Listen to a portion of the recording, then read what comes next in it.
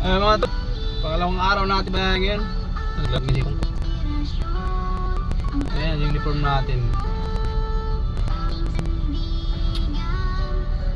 Dito, pag pumasok kayo mga tol,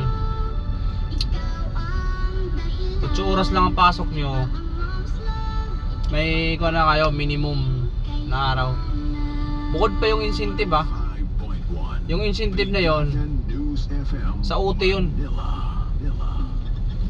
Oo, sa UT siya makakuha. Porsyento yun sa inyo makakuha. Ba, may tricky. May porsyento kayo dun. Yun yung tinatawag na incentive. Pero bukod yung minimum ah. Kaya kung maaga ka pumasok, ba, pasok mo alas 2 hanggang alas 12 o. Kung pumasok ka na maaga alas 9 hanggang alas 2 na kumita ka ng tricky, ito hindi magkano din yung porsyento mo. Sipag lang.